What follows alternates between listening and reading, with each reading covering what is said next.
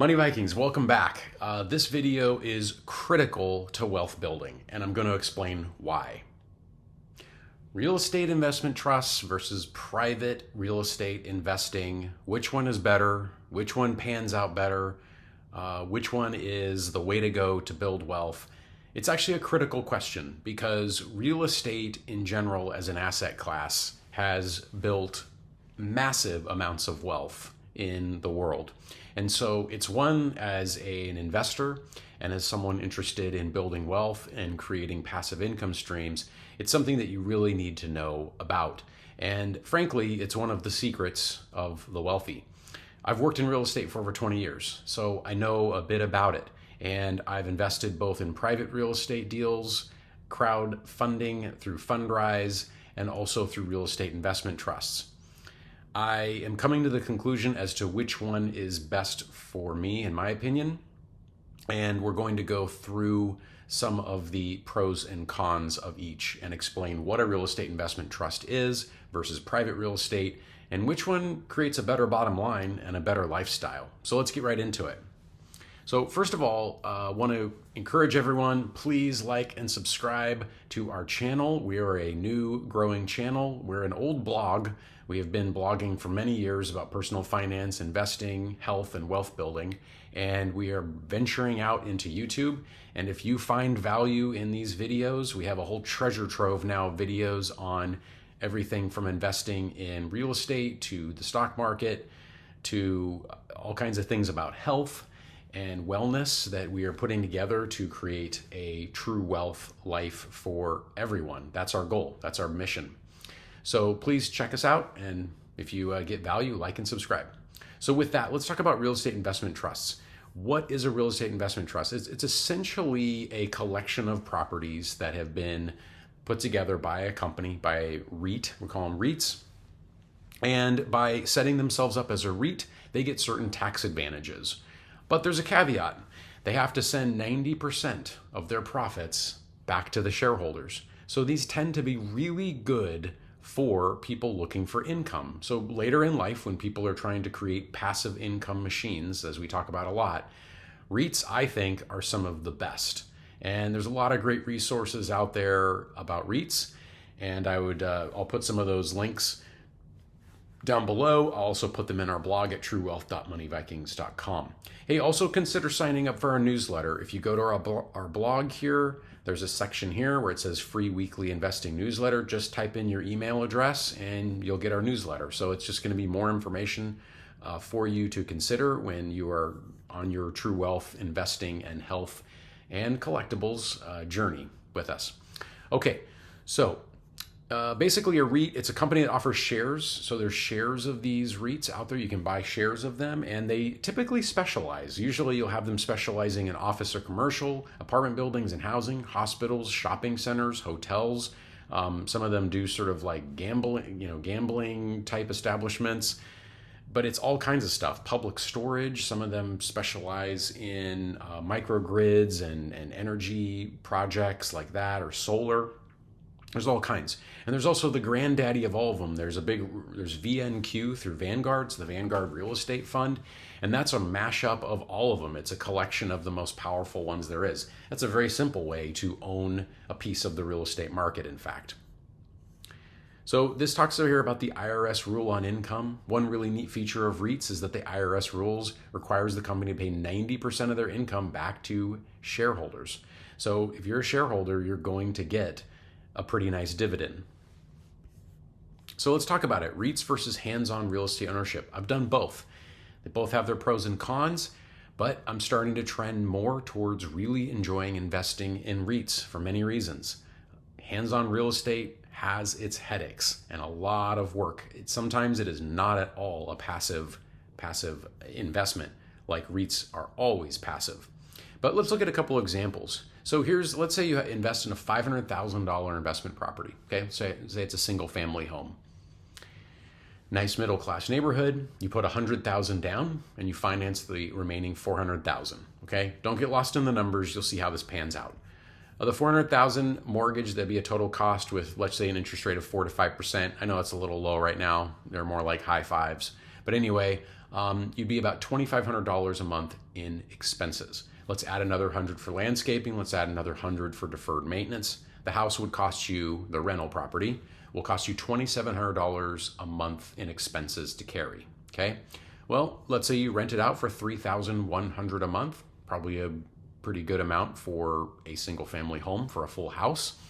And that person, that investor, would be looking at a $400 a month cash flow profit. Now let's look at a opposite example. Okay, just keep in mind for a second that this investment takes working with property managers, tenants, banks, all kinds of logistics, okay? There's gonna be all kinds of logistics and calls. Now, let's say you invest in a real estate investment trust. One of my favorites is, Realty Income. It's very popular. It's very popular for its strength and resiliency. It is a dividend aristocrat. And it's also popular for the fact that it pays the dividend monthly. You almost feel like a miniature landlord. They own all kinds of different properties, all kinds of retail, everything from 7-Elevens to Walmarts to Home Depot properties, right? Okay, let's say you put $100,000, your same investment in that physical property, you put $100,000 into that REIT. Okay, that'd give you about, at the moment, it's actually a little more than this. This is a little outdated, but it'd be about 1,538 shares. So let's keep it low though for the example here. Each share at the moment pays about about 25 cents a share per month, okay? You take 25 cents, 0.255 times 1,538 shares, you're getting $392 a month in cash flow. So look at that. That example is very interesting. You're getting the same monthly cash flow from owning a single family home versus Realty Income. So let's go into why that might be it. So that shows you right there, you're on parity in terms of cash flow. Now let's see what the advantages are. Top advantages of investing in real estate investment trusts. So number one, as we mentioned, high dividend yields. REITs are required to pay out 90% of their taxable income to shareholders in the form of dividends. So that's great. You know, I like dividend aristocrats, and I think dividends are a great way to focus on investing, especially for people looking for income. Number two, diversification. When you own that single family property, you own one property. It's at the whim of that neighborhood. It's at the whim of that market. You own something like Realty Income or a REIT, they're spread out over all kinds of different types of properties and over a huge geographic area. Realty Income, for example, owns properties now in Europe. So you're not only diversified within the United States, you're diversified into another continent. So diversification is a big advantage. Liquidity, number three. REITs offer liquidity. You can go on your phone and tap a few buttons and you can pretty much sell your shares of that REIT at any time. It's very hard to unload an investment property. It takes months and months, if not up to a year in some locations. It can take a long time to unload that property if you so desire. Professional management. If you're not a professional manager, you have to hire one probably. People can manage their own properties, but it's a learning curve. There's a lot of tools involved and there's a lot of skills involved that people don't realize. So with a REIT, on the other hand, you're basically buying into a team of professional managers, professional business people, and professional property managers. So those are just a few of them. Of course, there are disadvantages to anything, okay? Anything in life has a counterbalance, so you have to decide on your own. This is an investment advice, of course. So there's disadvantages to REITs. There's volatility. The stock could go down. They're not all great. Like any investment, some are higher quality than others. So there's the risk of loss. And then there's limited control. If you own an individual piece of property, you can clearly do things. You can paint it a different color. You can add on to it. You can remodel it. You can reimagine it in all kinds of physical ways. You're not going to be able to do that when you own a REIT. You're at the whim of the board of directors and what they want to do with their properties. So here's advantages on the other flip side of private real estate investing that should be mentioned, okay?